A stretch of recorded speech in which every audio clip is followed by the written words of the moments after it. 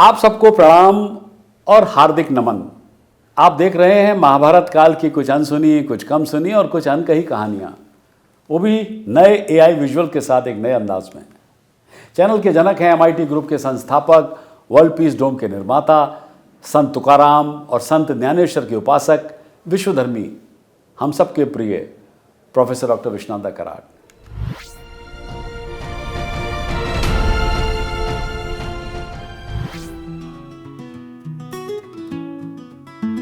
महाकवि श्री वेद व्यास की आरती सभी उतारत हैं, जिनकी लेखनी से निकला ये महाकाव्य महाभारत है। बहुत दिन बीते पुरानी बात है, आज तक जो विश्वास में है। हस्तिनापुर नाम की थी एक यहाँ नगरी बड़ी, यहाँ पन्नों मोतियों की आपसे जगमग जड़ी। इस नगरी में बसी है राजाओं की कहानियाँ, पांडु की धरती पर छाई है वीरता की कलाएं। भीम अर्जुन का पराक्रम, द्रौपदी की है व्यथा, जिसने दी भारत को गीता, वो महाभारत कथा। ये महाभारत की कथा, ये महाभारत की कथा। पिछली बार आपने जाना कि किस प्रकार कुरु सेना में खलबली मची हुई थी जब उन्हें यह मालूम हुआ कि अर्जुन उनसे युद्ध करने आया है। वे गणना कर रहे थे कि क्या पांडवों का अज्ञातवास समाप्त हुआ या उसके पूर्व ही उन्होंने अपने को जाहिर कर दिया।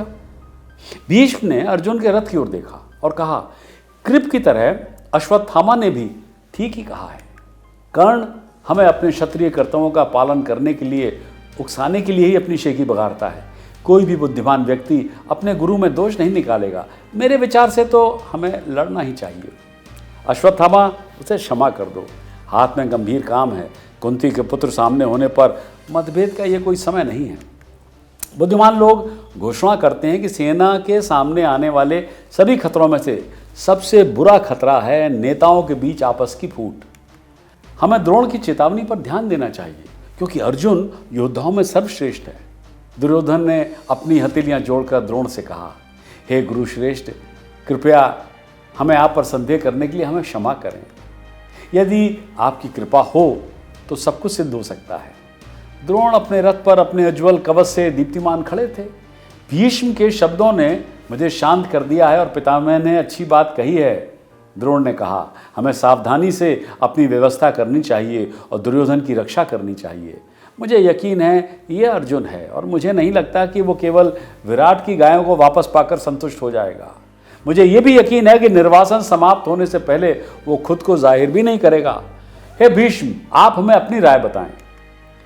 भीष्म ने पहले ही समय की गणना कर ली थी। दुर्योधन की तरह उन्होंने भी हस्तिनापुर के गुप्तचरों की सलाह पर ध्यानपूर्वक विचार किया और निष्कर्ष निकाला कि पांडवों के विराट में होने की बहुत संभावना है। जैसे ही भीष्म ने अर्जुन के रथ की ओर देखा तो उनकी आंखों से आंसू छलक पड़े। उन्होंने घोषणा की, कुंती के पुत्र लालची नहीं हैं और वे कभी भी सदाचार के विरुद्ध कुछ भी नहीं करेंगे। वे सभी महान हैं, इसमें कोई संदेह नहीं कि युधिष्ठिर के नेतृत्व में अपना वचन निभाएंगे वे, और अनुचित तरीकों से राज्य जीतने की इच्छा भी नहीं रखेंगे, वरना जुए के मैदान में वे अपना पराक्रम दिखा सकते थे। पांडव असत्य बोलने की अपेक्षा शीघ्र ही मृत्यु को निमंत्रण देंगे। मेरे हिसाब से तो अज्ञातवास का उनका समय पूरा हो गया है। इसलिए मैं इस निष्कर्ष पर आया हूं कि हम जल्दी ही सभी पांचों भाइयों को फिर से देखेंगे। यदि दुर्योधन उनका राज्य वापस नहीं करेगा तो फिर हमारा मिलन युद्ध भूमि में ही होगा। दुर्योधन तेल से भरी आग की तरह सुलगने लगा। ये सुनकर ऐसा लग रहा था जैसे वह आग की लपटों में घिर जाएगा। उसकी गहरी आंखें भीष्म की ओर घूम गईं और वो धीमे स्वर में बोला, पितामह, मैं पांडवों का राज्य नहीं लौटाऊंगा। कृपया युद्ध की व्यवस्था करें। भीष्म गंभीर थे। हमें सावधानी से काम करना चाहिए पुत्र। मैंने अभी तक ऐसा कोई युद्ध नहीं देखा है जिसमें एक पक्ष की पूरी तरह जीत हुई हो और दूसरे पक्ष की पूरी तरह हार।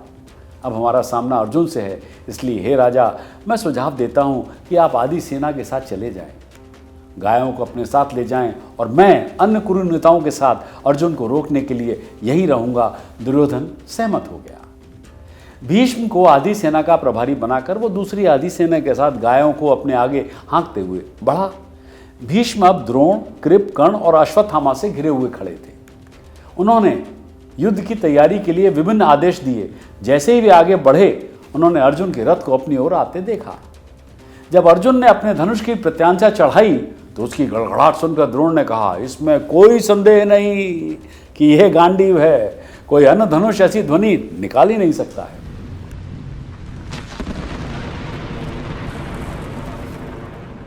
और फिर उन्होंने कहा, रथ पर लगे ध्वज को ध्यान से देखो, वहां तुम एक दिव्य वानर को भयानक चीखें निकालते हुए देखोगे। यह निश्चित जान लो, ये अर्जुन ही है जो हमारा सामना कर रहा है। और जैसे ही द्रोण ने यह कहा कि 2 तीर आकाश से गिरे और उनके रथ में उनके पैरों के पास आ लगे।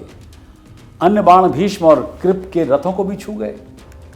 द्रोण ने अर्जुन को आशीर्वाद देने के लिए अपना हाथ बढ़ाते हुए कहा, लंबे समय के बाद अपने बड़ों को फिर से देखकर पार्थ उन्हें सम्मान दे रहा है।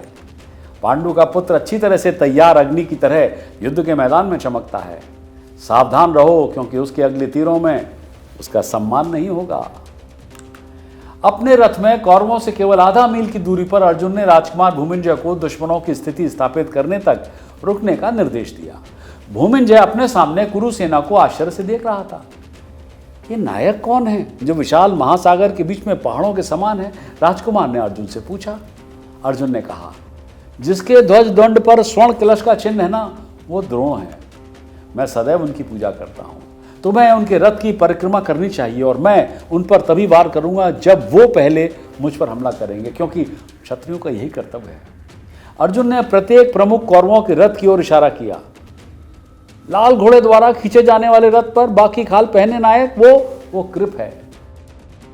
आज मैं उसे दिखा दूंगा कि हथियारों के प्रयोग में क्या नहीं कर सकता हूं। उनके बगल में वो योद्धा है, देखो, जिसके ध्वज पर धनुष का चिन्ह है। वो अश्वत्थामा है, वो मेरे गुरु का पुत्र है, इसलिए वो भी मेरे आदर का योग्य है। और उधर वो जो स्वर्ण वस्त्र पहने हुए हैं, वहां वो देखो, जिनका चिन्ह सोने की पृष्ठभूमि पर एक सर्प है, वो दुर्योधन है। वो सदैव पांडवों के साथ द्वेष की भावना ही रखता है। और उसके ठीक पीछे हाथियों को बांधने वाली मजबूत रस्सी का प्रतीक, अग्नि के समान प्रज्वलित जो नायक है ना, वो दुष्ट मन वाला कर्ण है।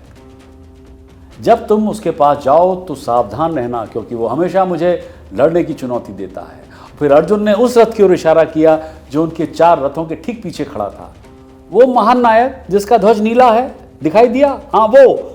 और सुनहरे ताड़ के पत्थर तथा 5 सितारों से सजाया गया जो एक सफेद छतरी द्वारा संरक्षित है, वो शांतनु के पुत्र भीष्म, हमारे पितामह हैं। राजकुमार, कौरवों द्वारा हमेशा राजसी सम्मान दिए जाने के कारण वो सदैव दुर्योधन का अनुसरण करते हैं। तुम्हें सबसे अंत में उनके पास जाना चाहिए, क्योंकि वो मुझे कभी नुकसान नहीं पहुंचाएंगे। तो क्या भीष्म ने युद्ध में वाकई अर्जुन को अहित नहीं किया?